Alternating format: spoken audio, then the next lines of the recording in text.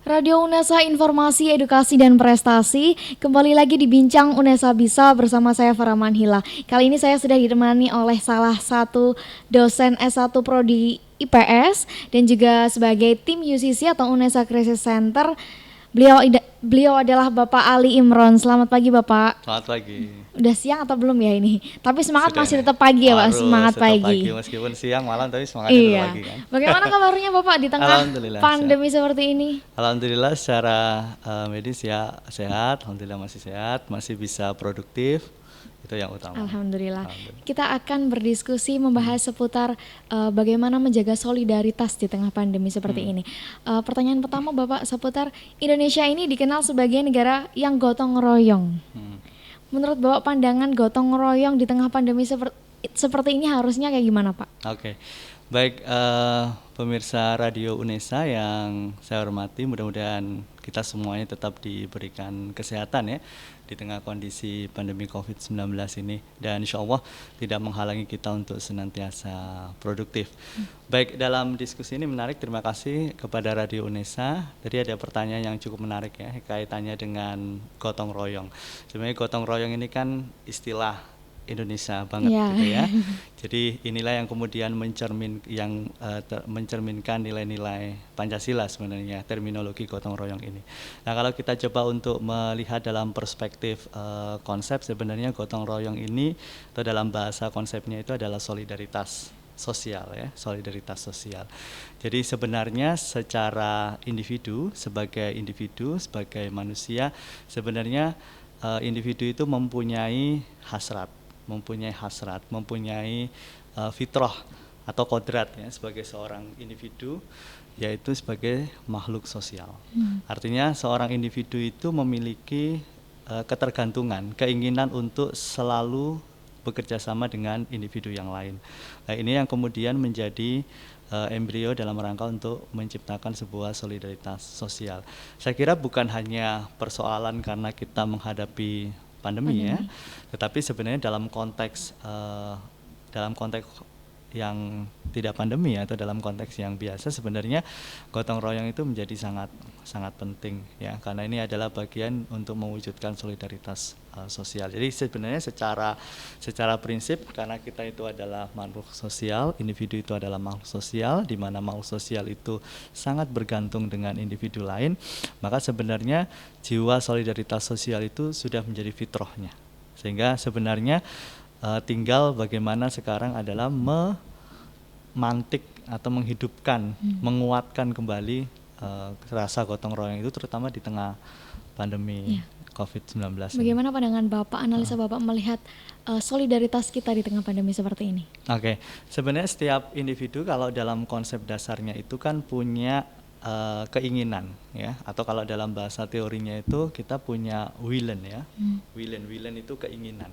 Nah, keinginan itu kan sifatnya sangat nature, sangat kodrati, sangat alamiah. Lah, keinginan untuk apa? Salah satunya adalah keinginan untuk menjadi bagian dari kehidupan sosial, keinginan untuk membantu sesama, keinginan bahwa kemudian kita melihat bahwa masih ada kelompok masyarakat tertentu yang memang terdampak, baik itu secara medis maupun secara ekonomi. Ini yang kemudian semakin menguatkan solidaritas kita. Jadi solidaritas itu kan sebenarnya karena itu sudah kodrati, maka seperti yang saya sampaikan tadi, bahwa tinggal dikuatkan saja. Nah, apa syaratnya? Salah satunya adalah momentum. Nah, pandemi COVID-19 ini menjadi sebuah momentum yang sangat penting dalam rangka untuk membangkitkan solidaritas sosial itu, karena setiap individu punya hasrat ya, sehingga tinggal dipantik saja, waktunya tepat, momentumnya tepat. Nah, sekaligus juga perlu ada pemicunya, ya, triggernya. Siapa pemicunya?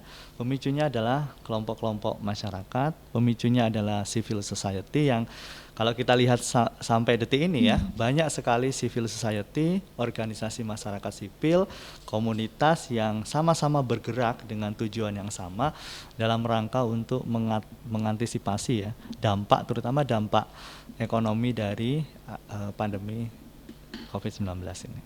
Kalau membicarakan solidaritas, mungkin memang sudah menjadi kodrat kita ya Pak ya sebagai manusia. Tapi gak jarang juga orang itu masih mementingkan diri sendiri, masih egois. Meskipun di tengah pandemi seperti ini, analisa Bapak, menurut Bapak untuk mengatasi orang-orang yang seperti ini seperti apa? Ya, yang perlu saya ingatkan para pemirsa radio ya, yang saya banggakan bahwa meskipun kemudian saat ini era pandemi, kemudian ada kebijakan mulai dari social distancing, kemudian physical distancing, sampai kemudian kebijakan terbaru dari negara adalah pembatasan sosial berskala besar. Tetapi itu bukan berarti kemudian membatasi atau menghambat willen setiap individu untuk saling berbagi. Itu yang perlu kita pahami bersama. Jadi prinsipnya sebenarnya bukan kemudian karena kita harus physical distancing kemudian tidak bisa membantu sama, tidak. Artinya masih ada cara lain. Nah, tadi pertanyaannya terkait dengan mengapa kemudian sifat egoisme atau egosentris itu menguat. Jadi begini, selain kita itu punya willen itu kan ada dua ya, keinginan manusia itu. Kalau dalam teorinya itu ada yang namanya Kurwillen ya atau Wesenwillen. Yang kita hadapi sekarang ini sebenarnya manusia kan punya dua sisi itu. Kalau kita kemudian solidaritasnya menguat berarti Wesenwillen-nya kita menguat. Kalau kemudian egosentris kita yang menguat berarti Kurwillen-nya yang menguat. Ya memang ada banyak sekali alasan mengapa kemudian ada sebagian kelompok masyarakat yang dalam tanda petik egois gitu ya. Karena kalau kita mengikuti melihat bahwa ada beberapa hal yang bisa kita analisis. Misalnya kita itu kan individu manusia dalam perspektif psikologi sosial. Kalau kita baca tulisan-tulisannya Sigmund Freud misalnya, bahwa kita itu manusia memiliki 3 level kesadaran ya. Salah satu ada ID, kemudian ego dan super ego. Nah, yang ditanyakan tadi itu adalah level ego. Ego itu adalah dimensi kesadaran manusia. Jadi ketika kemudian dia sadar bahwa saya itu adalah manusia, saya adalah individu, saya bergerak sesuai dengan kemampuan yang saya miliki, maka itu yang disebut dengan ego. Nah, dalam konteks saat ini, apalagi kemudian pemahaman yang mungkin agak sangat sempit ya, ketika kemudian social distancing atau physical distancing kemudian tidak lagi berinteraksi dengan masyarakat, itu salah menurut saya. Ya, tetap kita bisa berinteraksi karena kita memahaminya interaksi itu kan tidak harus face to face ya. Interaksi sosial itu kan tidak harus secara langsung, bisa secara tidak langsung. Nah, gerakan-gerakan masyarakat sipil yang sampai detik ini masih berlangsung itu adalah bagian dari interaksi sosial secara tidak langsung. Jadi mengapa ego itu muncul?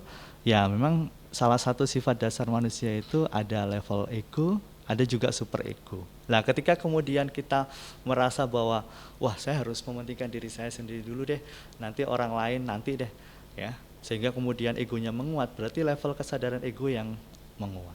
Tapi ketika kemudian kita melihat bahwa mencoba bersimpati sekaligus berempati, wah saya harus membantu nih. Wah, itu yang disebut dengan super ego. Jadi manusia itu punya sisi ego, punya sisi super ego. Nah, ketika kemudian kondisinya itu egosentrisnya menguat, berarti level kesadaran egonya yang menguat. Tapi ketika kemudian sudah mulai cair, ya, solidaritasnya sudah mulai muncul, maka level kesadaran super ego yang gantian menguat. Jadi ya wajar, individu punya dua sisi yang berbeda, tinggal mana yang lebih kuat. Apakah misalnya gini Pak, saya ada di rumah dan saya nggak mau sama sekali keluar dari rumah karena tidak ingin menyebarkan maupun terkena dari pandemi ini. Apakah itu saya bisa dikatakan sebagai orang yang egois?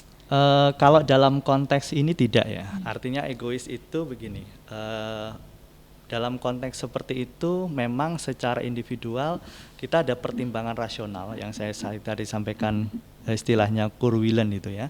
Jadi ada pertimbangan rasional mengapa kita melakukan hal seperti itu. Jadi kita harus menempatkan diri, egoisme, egoisitas, ego itu di mana. Sehingga kalau misalnya kita punya pertimbangan rasional bahwa melakukan physical distancing atau stay at home atau WFH itu adalah bagian daripada preventif, ya, preventif untuk mencegah dan mencegah penyebaran pandemi COVID-19 ini, itu menjadi penting, itu harus. Tetapi dalam konteks super ego, ya, dalam konteks super ego bukan berarti kemudian kita tidak bisa melakukan apapun untuk masyarakat, untuk kelompok masyarakat yang memang membutuhkan bantuan. Jadi artinya jangan kemudian diartikan bahwa kalau kita berdiam diri di rumah, stay at home, kemudian WFH, physical distancing, kita egois, tidak. Ya, artinya dalam konteks yang lain kita harus melihat bahwa ternyata meskipun demikian masih ada praktek-praktek filantropi, ya istilah kita, filantropi, praktek-praktek solidaritas sosial yang tetap bisa kita lakukan di tengah-tengah pandemi ini, gitu. Tadi sudah membahas seputar egois dan solidaritas. Setelah ini kita akan membahas solidaritas itu yang seperti apa sih Bapak setelah ini ya Bapak. Oke, Jangan siap. kemana-mana, tetap di Bincang Unesa Bisa. Radio Unesa, informasi, edukasi, dan prestasi, masih bersama saya dan Bapak Ali di Bincang Unesa Bisa. Seperti yang tadi sudah disinggung Bapak, solidaritas seperti apa sih menurut Bapak di tengah pandemi COVID ini yang seharusnya dilakukan? Oke, rekan Unesa yang berbahagia. Jadi tadi kita sudah membahas banyak hal tentang individu, tentang masyarakat, kemudian tentang solidaritas, ya. Jadi seperti yang sudah saya sampaikan tadi, ya, bahwa solidaritas itu sebenarnya muncul pertama kali dari kodrat atau hasrat atau fitrah individu, fitrah manusia untuk senantiasa berinteraksi, berhubungan dengan manusia yang lain. Nah, ketika itu kemudian menguat, maka inilah yang kemudian menjadi yang disebut dengan solidaritas sosial, ya. Dan jadi ada kesepakatan di antara individu bahwa ini penting, ini harus, mereka punya tujuan yang sama. Itu yang kita sebut dengan solidaritas sosial. Sehingga dalam perspektif yang lain bahwa ketika mereka sudah sepakat satu sama lain bahwa ini menjadi penting, kita harus melakukan ini bersama-sama, ada yang disebut sebagai yang kesepakatan kolektif, ya. Atau dalam perspektif lainnya itu istilahnya collective consciousness, ya. Jadi sebenarnya kita ini dalam kondisi saat ini sebenarnya mulai untuk merajut collective consciousness, ya. Apa yang kita lakukan itu adalah bagian dari kesepakatan bersama, kesadaran kolektif, ya, atau collective consciousness untuk melakukan banyak hal terkait dengan dampak dari pandemi COVID-19 ini, ya. Jadi salah satunya itu. Okay. Kalau misalnya tadi solidaritas dan egois, seberapa lama sih Pak kira-kira kita tuh ego kita egois gitu? Seberapa lama kita menjadi panik, akhirnya kita berubah menjadi muncullah solidaritas itu? Sebenarnya kalau untuk ukuran waktu sulit ya kita mengukurnya, ya. Jadi kalau dalam perspektif sosial memang kita sulit untuk mengukur durasi waktu dan seterusnya. Tetapi yang perlu kita pahami bahwa perubahan dari egois menjadi level kesadaran ego menjadi super ego, saya tadi katakan bahwa sebenarnya ada dua komponen penting. Yang pertama adalah trigger. Jadi harus ada pemicunya. Kadang kesadaran individu itu tidak bisa lahir sendiri, ya. Tidak bisa lahir secara alamiah. Tetapi perlu faktor eksternal, yaitu pemicu. Kita perlu trigger. Apa triggernya misalnya? Triggernya adalah salah satunya media massa, ya. Media massa, mau media cetak, media elektronik, media sosial, itu menjadi pemicu. Jadi fenomena atau kejadian ini itu tidak akan bisa dipahami secara kolektif oleh masyarakat kita kalau fenomena ini tidak ditangkap menjadi sebuah pemberitaan. Nah, menjadi heboh karena ada pemberitaan, menjadi heboh karena peran media. Ya kan? Nah, itu menjadi salah satu pemantik, menjadi salah satu trigger, menjadi salah satu pemicu. Ya. Ketika kemudian pemberitaan menjelaskan bahwa oh ternyata dampaknya luar biasa. Tidak hanya dampak secara medis ya, banyak yang meninggal. Kalau kita kan konsumsinya kemudian banyak sekali setiap hari konsumsinya update data mulai berapa banyak yang ODP, PDP, kemudian suspek sampai yang meninggal. Seperti itu terus. Itu yang kemudian dikemas oleh media. Tetapi di sisi lain itu kalau menurut saya fungsi apa ya? Ya pertanyaannya kemudian kalau kemudian kita semakin sering untuk mengkonsumsi pemberitaan-pemberitaan yang justru memunculkan efek yang lain ya, efek negatif terutama efek negatif misalnya efek-efek ketakutan ya, paranoid, kekhawatiran, takut, gelisah dan seterusnya. Ini menurut saya bahwa media justru berperan secara toksik ya. Jadi media ini toksik. Artinya toksik itu justru tanpa disadari bahwa menu-menu pemberitaan itu justru akan memunculkan perspektif yang negatif ya.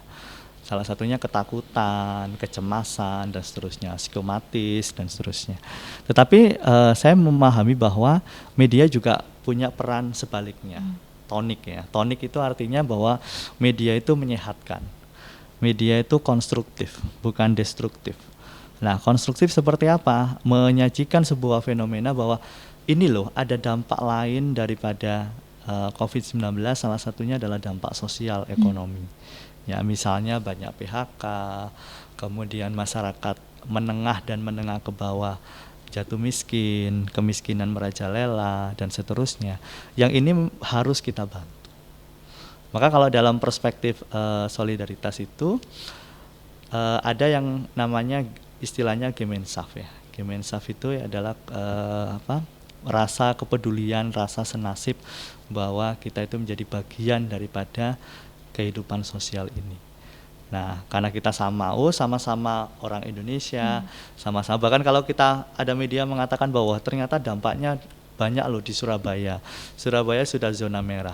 Maka kita sebagai orang Surabaya itu pasti punya greget yang lebih kuat dibandingkan orang daerah lain ya, karena sama-sama Surabaya. Ya itulah Gemeinschaft ya, Gemeinschaft of Place ya, karena kita sama-sama satu daerah, satu tempat. Ya, itu yang kemudian membuat kita terdorong untuk melakukan solidaritas sosial. Kalau tadi Bapak udah mengaitkan dengan media dan juga sosial ekonomi. Sekarang banyak sekali media massa yang muncul. Apakah salah satu bentuk solidaritas itu berupa orang-orang komunitas yang melakukan donasi seperti itu, donasi APD misalnya untuk rumah sakit, puskesmas, atau juga melakukan donasi untuk para warga yang terkena dampak COVID ini yang biasanya adalah yang kelas ekonomi menengah ke bawah gitu. Apakah itu sebuah bentuk solidaritas dan sebenarnya mana sih yang lebih diutamakan? Apakah untuk pegawai perawat kesehatan ataukah masyarakat yang memang tidak bisa bekerja lagi karena memang harus stay at home seperti itu, Bapak? Iya. Oke, solidaritas itu bisa diwujudkan dalam berbagai bentuk ya. Salah satu yang penting adalah yang selama ini dilakukan oleh kelompok atau komunitas sipil, komunitas masyarakat sipil, atau yang kita sebut dengan civil society organization atau civil society ya secara umum, itu adalah bentuk daripada solidaritas sosial. Nah, solidaritas sosial itu kan bentuknya macam-macam ya. Bisa donasi, ya donasi itu bisa barang, bisa uang dan seterusnya. Ya, tinggal nanti kelompok sasaran mana yang kita akan gapai ya. Ya tentunya donasinya kan macam-macam. Kalau kemudian donasinya itu APD, alat pelindung diri, berarti ini tepat diberikan kepada tenaga medis misalnya, karena memang tenaga medis membutuhkan APD karena dia berhadapan langsung garda terdepan merawat, mengobati pasien COVID-19. Selain itu mereka juga butuh apa? Salah satunya selain APD tentunya mereka butuh asupan gizi yang baik. Nah, artinya kita bisa membantu dalam bentuk uang misalnya atau membantu dalam bentuk yang lain. Nah, selain mereka itu ada kelompok masyarakat lain yang juga terdampak secara ekonomi. Mungkin dia tidak terdampak secara medis, mereka sehat, tetapi secara ekonomi yang nggak sehat. Ya, siapa mereka? Kelompok miskin, kelompok rentan, ya, baik itu di pedesaan maupun di perkotaan. Berarti apa yang mereka butuhkan? Ya karena secara sosial ekonomi mereka jatuh, maka yang harus dikuatkan itu adalah sosial ekonominya. karena mereka itu kemudian karena physical distancing, PSBB, akhirnya kemudian banyak pabrik yang tutup, ya. Ya gimana mau nggak tutup, yang beli nggak ada. Ya gimana mau nggak tutup, daya beli masyarakat rendah, sangat turun, berkurang. Sehingga otomatis kalau daya beli atau konsumsi masyarakat berkurang, pasti proses produksinya akan berkurang. Nah kalau proses produksinya berkurang, kemudian tenaga kerja yang lain untuk apa? Akhirnya kemudian karena tidak mampu membayar, perusahaan dia PHK. Itu yang PHK. Kalau kemudian yang pekerja-pekerja informal misalnya, sama saja. Sehingga ini menjadi dampak secara sosial ekonomi yang cukup serius. Maka salah satu misalnya bantuannya apakah itu dalam bentuk sembako, ya, ataukah dalam bentuk uang tunai, itu hanya bentuknya saja, materialnya saja. Tetapi sebenarnya semangatnya, values-nya itu sama. Values-nya adalah dalam rangka untuk membangkitkan solidaritas sosial sebagai sarana untuk membangun empati sosial. Itu yang penting. Ya, nah, akhirnya kemudian inilah yang dikemas dalam konsep besar dalam ideologi kita Pancasila, yaitu gotong royong itu. Seberapa penting menurut Bapak berdonasi atau membantu ekonomi masyarakat yang kelas ekonominya menengah ke bawah? Yang pasti penting ya, jadi rekan-rekan UNESA bahwa seperti yang saya sampaikan tadi, mulai ini adalah sebuah momentum yang luar biasa. Ini adalah sebuah, kalau bagi saya ini sebuah kenikmatan ya. Artinya kenikmatan itu di kondisi yang pandemi seperti ini ya, kita masih diberikan kekuatan, masih diberikan kenikmatan untuk tetap sehat, itu menjadi kenikmatan yang luar biasa. Maka sekarang ini adalah sebuah momentum bagi kita untuk membangkitkan kesadaran, terutama kesadaran kolektif, bahwa masih banyak di luar sana kelompok masyarakat lain yang tidak seberuntung kita, gitu ya. Baik itu secara medis ya, secara kesehatan, terlebih secara sosial ekonomi. Maka ini menjadi sebuah momen yang luar biasa, menjadi bagian dari perwujudan rasa syukur bahwa kita harus bergerak. Jadi gerakan sosial itu tidak cukup hanya sekedar tujuan, tetapi gerakan sosial itu butuh kolektivitas. Ya, itu prinsipnya. Jadi gerakan sosial itu tidak bisa person to person, tidak bisa individu hanya individu, tetapi butuh kolektivitas, butuh kesadaran. Nah, kesadarannya harus kesadaran kolektif, kemudian praktiknya itu harus praktik yang kolektif, ya, dengan tujuan yang jelas, dengan sasaran yang jelas, dan seterusnya. Sehingga kalau kemudian gerakan ini sudah mulai kuat, ya, sudah sangat kuat, maka ini akan menjadi, bahkan ini menjadi apa ya, mewakili negara dalam hal. Jadi tidak selalu harus kemudian mengantungkan tangan kepada negara. Memang negara punya kewajiban dalam hal ini untuk melindungi segenap warga negara. Tapi bukan berarti kemudian kita sebagai warga negara, sebagai masyarakat sipil, sebagai civil society, kemudian tidak bisa bergerak. Tidak. Justru inilah momentum bagi kita semuanya untuk bergerak, ya, untuk bergerak, untuk menguatkan kolektivitas, baik itu level kesadaran sampai kepada level praktis implementatif. Jadi menurut saya sangat penting. Saya pikir kelompok ekonomi menengah ke bawah itu kan salah satu sampling saja ya. Ya, salah satu sampling untuk memudahkan kita, mereka memang membutuhkan gitu ya. Yang tentunya kita juga harus memperhatikan skala prioritasnya. Karena mungkin besaran bantuannya mungkin terbatas, sehingga kita juga harus pandai-pandai menentukan skala prioritas. Tapi insya Allah apapun yang kita miliki, ya ini saatnya kita untuk membahas skala prioritas Bapak, mana yang lebih diutamakan antara pekerja di luar rumah ataukah masyarakat ekonomi menengah ke bawah? Iya, menurut saya semuanya ketika dia kemudian terdampak secara sosial ekonomi, maka ini menjadi kelompok yang memang penting dan perlu untuk dibantu. Ya, perlu untuk dibantu. Nah, orang yang bekerja di luar rumah, tetap bekerja di luar rumah, itu memang Ya karena dia harus memenuhi kebutuhan dasarnya ya, kebutuhan terutama pangannya, kebutuhan dasarnya, dan itu kita tidak bisa. Toh negara juga, mohon maaf, negara juga belum bisa untuk memenuhi kebutuhan dasar warga negara secara menyeluruh. Makanya kemudian Indonesia tidak berani menerapkan apa yang disebut dengan karantina wilayah atau lockdown ya. Akhirnya kemudian kebijakannya agak diturunkan menjadi PSBB. Sebenarnya kan konsepnya PSBB ya, kalau kita mengikuti konsepnya lockdown, sebenarnya PSBB itu enggak ada ya. Ya ada kalau lockdown ya lockdown ya, nggak ada yang namanya semi lockdown atau apa ya, lockdown ya lockdown. Cuman pertanyaannya, ketika negara tidak mampu untuk mengcover semua kebutuhan pokok warga negara selama karantina wilayah atau lockdown, maka akhirnya kemudian Indonesia menerapkan strategi khusus, apa yang disebut dengan PSBB. Jadi kalau ditanya prioritas mana, ya saya kira yang penting adalah kalau selama dia kemudian masih mampu memenuhi kebutuhan pokoknya, maka mungkin ini prioritas kemudian ya. Prioritas yang paling mendesak adalah mereka yang memang tidak mungkin untuk bekerja di luar rumah, sehingga kemudian dia harus di dalam rumah ya.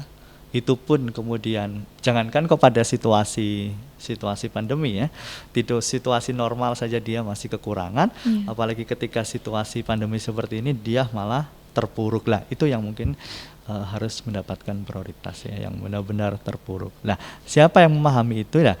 Civil society ini kan mudah sekali ya. Artinya ketika kita sudah bergerak pada sebuah kelompok masyarakat tertentu, pada kelompok masyarakat sipil tertentu, maka ini bisa kita salurkan ke lembaga lain atau mungkin langsung kepada masyarakat, langsung di lapangan kepada masyarakat yang memang sangat membutuhkan. Ya tentunya melalui koordinasi dengan ketua RT setempat. Gitu ya. Baik, setelah ini kita akan membahas tentang bagaimana sih meningkatkan rasa saling berbagi antar sesama. Jangan kemana-mana, tetap di Bincang UNESA Bisa. Radio UNESA, informasi, edukasi, dan prestasi. Masih lagi bersama Bapak Ali Imron. Semoga tidak bosan ya Pak, saling berbagi. Oke, kali ini saya mau bertanya seputar ketika kita melihat Cina yang di lockdown sekitar 1 bulan lebih ya Pak, dan akhirnya mereka berhasil. Apa nilai-nilai solidaritas yang bisa diambil dan diterapkan di Indonesia? Oke, rekan-rekan UNESA yang masih stay tune ya.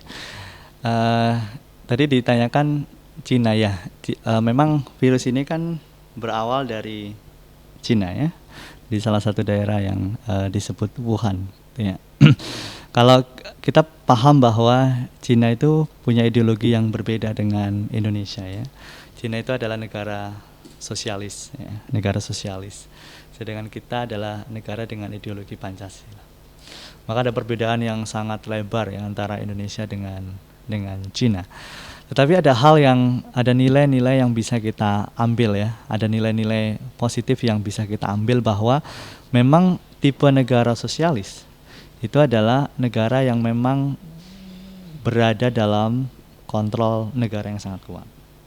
Sehingga untuk membangun solidaritas itu menjadi lebih mudah. Karena memang kontrol negara sangat kuat ya. Ya. Sejarahnya pun demikian.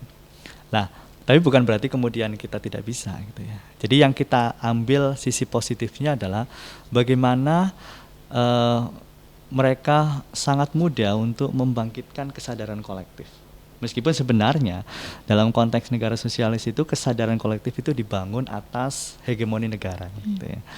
Nah, bagaimana dengan kita yang bukan tipe sosialis ya. Kita adalah negara demokratis, negara dengan paradigma ideologi Pancasila. Justru kita punya kekuatan yang lebih gitu ya, lebih besar gitu ya. Justru dalam negara-negara kita sebagai negara dengan ideologi Pancasila itu justru punya nilai-nilai Pancasila yang sudah berakar lama gitu ya. Kalau kita berbicara tadi solidaritas, maka sebenarnya solidaritas itu dibangun atas sebuah keyakinan, sebuah belief tentang keberagamaan. Jadi kita adalah manusia yang yakin atas keberadaan Tuhan, ya. Maka ini yang kemudian mendorong kita untuk yakin pula bahwa kita sama-sama makhluk Tuhan. Artinya kalau misalnya makhluk Tuhan yang satu kemudian perlu bantuan, maka sebagai makhluk Tuhan yang lain tentunya kita punya keinginan yang sama, itu pasti fitrahnya di situ. Nah, justru kita punya kuat. Nah, ini yang kemudian sifat ketuhanan ini yang kemudian mengemas diri kita untuk saling memahami satu sama lain. Jadi nilai kemanusiaan yang adil dan beradab, kita memposisikan diri kita sebagai manusia yang secara kodrat atau fitrah itu membutuhkan manusia yang lain. Nah, kalau kita dalam konteks membutuhkan, maka tentunya ketika ada individu lain atau manusia lain membutuhkan, maka kita akan bergerak membantu. Begitu pula sebaliknya. Jadi ada hubungan yang simbiosis ya, mutualisme, ada relasi yang sangat kuat ya, sehingga kemudian kita bisa menjadi bersatu sampai saat ini. Jadi perwujudan persatuan manusia warga negara atau civil society itu sebenarnya dilandasi oleh akar filosofi tentang berketuhanan, kemudian dimanifestasi di dalam kemampuan untuk memahami individu lain atau manusia lain atau humanisme. Nah, ketika sisi humanisme itu menguat, maka untuk mempersatukan itu akan lebih mudah. Karena kita memiliki tujuan, hasrat, fitrah yang sama. Kalau berbicara soal solidaritas, salah satu bentuknya adalah saling berbagi, Bapak. Bagaimana sih cara meningkatkan rasa saling berbagi ini antar sesama di tengah pandemi COVID-19 ini, Bapak? Yang pasti kepekaan sosial menjadi penting ya. Jadi kalau tadi sudah disinggung, kalau kita tidak paham, tidak mengetahui saja kira-kira kondisi individu yang lain atau kelompok masyarakat lain seperti apa, maka kita tidak mungkin akan muncul kepekaan sosial ya. Jadi kepekaan sosial itu menjadi penting ya. Ketika kita tahu kondisi di luar sana, ketika kita melihat paparan media ya, kita terpapar oleh informasi yang disajikan oleh media, itu menjadi sisi positif dalam hal untuk menguatkan kepekaan sosial kita ya terhadap kondisi saat ini. Nah, setelah itu baru kemudian kita butuh gerakan. Nah, kelompok masyarakat sipil lah yang kemudian melakukan gerakan secara masif ya, secara kolektif dalam rangka untuk menghimpun kesadaran warga negara yang lain tadi. Yang mungkin tidak ada akses ya untuk bisa menyalurkan bantuan, akhirnya kemudian disiapkan oleh kelompok masyarakat sipil tadi. Nah, kelompok masyarakat sipil inilah yang kemudian bergerak. Jadi bentuknya kita tidak harus kemudian keluar rumah, tidak gitu ya. Kalau selama kita masih menerapkan self quarantine misalnya, kita tetap bisa berbagi. Apalagi era sekarang kan ya dengan teknologi yang luar biasa, tidak harus fresh money kan. Kita bisa melakukan memberikan bantuan dengan e-money misalnya. Bisa, semua bisa kita lakukan. Pada era saat ini apa yang tidak bisa kita lakukan? Selama kita punya kesadaran yang kuat, kolektivitas yang kuat, bahwa empati sosial itu menjadi penting, bahwa kita harus berbagi dan seterusnya. Berarti perlu saling mengingatkan, saling membuat masyarakat ini menjadi lebih peka, lebih muncul rasa saling berbaginya. Berbicara soal saling berbagi, selain menjadi relawan ataupun menjadi donatur ya Pak ya, memberikan uang, apa sih hal yang bisa kita lakukan di dalam rumah untuk saling support gitu? Sederhana saja. Saya yakin setiap warga negara, siapapun mereka pasti punya perangkat media ya. Salah satunya punya gawai ya, punya ponsel ya. Bahkan saya yakin semua punya media sosial. Ya. Artinya ini sebuah instrumen yang bisa dimanfaatkan. Jadi tidak hanya kemudian berbagi itu harus berbagi dalam bentuk material, ya, uang, barang, tetapi bisa berbagi informasi. Tentunya saya ingatkan ya, informasi yang menyehatkan, informasi yang menyejukkan, bukan sebaliknya. Ya, itu artinya saya punya pengalaman menarik ya.